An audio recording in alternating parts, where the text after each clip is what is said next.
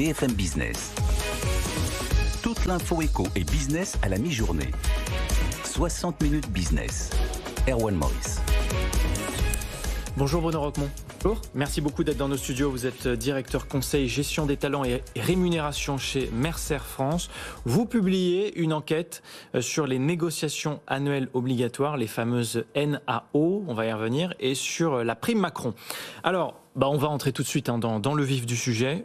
Bruno Roquemont, un bilan positif malgré la crise, voilà ce qui ressort de votre enquête. Les entreprises ont globalement fait des efforts pendant cette année de crise. Oui, un bilan plutôt positif et c'était intéressant de le regarder parce que la chronologie des événements avait un peu sauvegardé les augmentations de salaire qui avaient été mises en place en 2020 et donc il fallait qu'on regarde en 2021 ce que ça allait donner et le bilan est plutôt positif avec un budget médian à 1,4%. Alors c'est étonnant ou pas ? Vous qui faites cette enquête quand même tous les ans.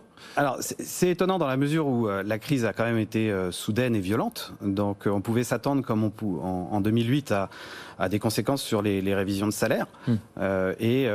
Force est de constater que le traitement de cette crise a été relativement différent. Et on a aussi une certaine maturité des entreprises et qui ont beaucoup appris de cette crise de 2008 justement. Ouais. Vous parliez de 2020 justement. L'augmentation en 2020 elle était plus importante alors qu'on était en pleine crise. Si je reprends vos chiffres, 2% l'augmentation du salaire de base en 2020 contre 1,4% cette année. Oui, c'est ce que j'expliquais à l'instant. La chronologie des événements avait protégé les augmentations de salaire en 2020. En fait, la crise sanitaire s'est déclarée après que beaucoup de ces augmentations avaient été annoncées et mises en place. Donc 1,4%, malgré tout, ça reste important pour une année de crise. On était à 1,5 en 2016, 1,8 en 2017. Voilà, exactement. On est sur un trend qui n'est pas si mauvais que ça.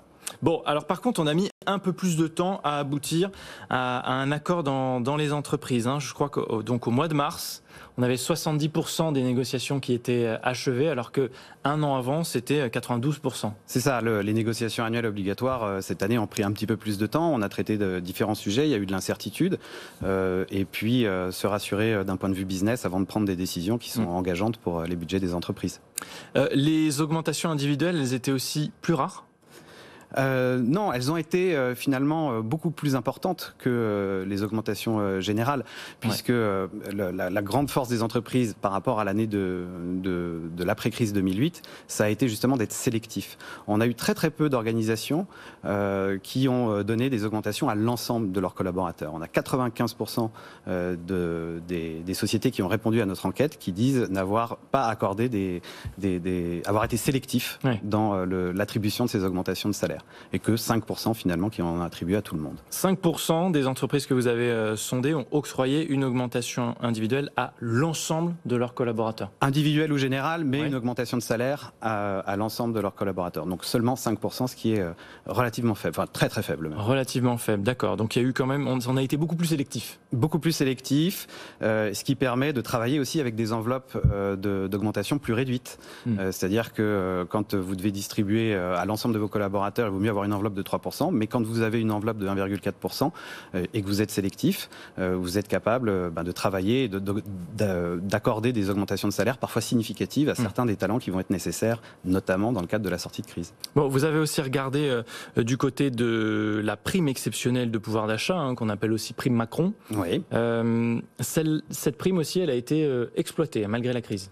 Oui, alors elle devait mourir de sa belle mort et puis être remplacée, je pense que le plan était de le remplacer par des accords d'intéressement. Donc la réglementation sur cette prise évoluait, sur cette prime évoluait en ce sens. Et puis à l'aune de la crise sanitaire, le gouvernement l'a très vite réutilisée. Il en a assoupli les conditions d'utilisation et ce qui fait qu'elle a été mise en place dans un certain nombre de sociétés. Dans notre panel, une entreprise sur deux a choisi de la mettre en place et 62% des entreprises qui ont choisi de la mettre en place l'ont fait en réponse à la crise sanitaire, réellement pour rétribuer et récompenser les collaborateurs qui avaient été en première ligne. Donc cette prime, finalement, c'est l'année dernière, en 2020, puisqu'elle est généralement versée au mois de décembre, c'est ça? Non, elle a très peu d'existence. Théoriquement, elle devait être versée sur le premier trimestre de l'année 2020. Elle a été ensuite prolongée, on a pu la verser jusqu'au mois d'août, puis ensuite jusqu'au mois de décembre. Donc finalement, elle a bien joué son rôle d'être un soutien au pouvoir d'achat dans une période un peu difficile. À la fois pour les salaires les plus bas dans les entreprises, mais aussi pour les collaborateurs qu'on appelle en première ligne, puisque le gouvernement avait ajouté un critère de modulation de cette prime qui tenait compte de l'exposition au Covid. Avec un montant donc en augmentation, puisqu'en 2019 on avait versé, alors c'est un montant médian, 465 €. En 2020 on a versé 650 €. Voilà, elle a été plus dispendieuse, cette prime, avec une augmentation quand même significative, qui tient aussi au relèvement du plafond de défiscalisation et de désocialisation, qui était passé de 1 000 à 2 000 € cette année. Est-ce qu'on peut, pour terminer, Bruno Roquemont, se projeter et imaginer comment va se dessiner la suite si on prend les données qu'on a là sur les dernières années? Alors, ce qu'on peut imaginer, c'est une baisse du chômage dans les mois à venir. Ce qu'on peut imaginer, c'est un retour de l'inflation. Et ce qu'on peut imaginer, c'est une sortie de crise qui va devoir être rapide. Alors tout ça, bien sûr, modulo cet éventuel quatrième. Toujours dans un contexte d'incertitude. Voilà.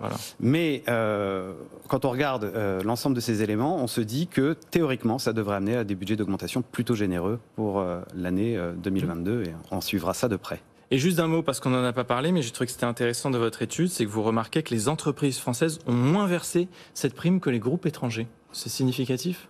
Non, c'est pas significatif, mais en fait, on l'a mesuré parce que quand on l'avait regardé en 2019, les entreprises françaises avaient été plus nombreuses que les entreprises étrangères à la verser. Ça, comment est-ce que vous l'analysez ? Une proximité probablement plus forte en 2019 avec la crise des gilets jaunes pour les entreprises françaises, et une volonté de jouer le jeu à ce moment-là et d'être acteur de la sortie de crise. Merci beaucoup Bruno Roquemont, directeur conseil chez Mercer France, donc pour toutes ces données que vous partagez avec nous, et tous ces derniers chiffres tout chauds pour BFM Business.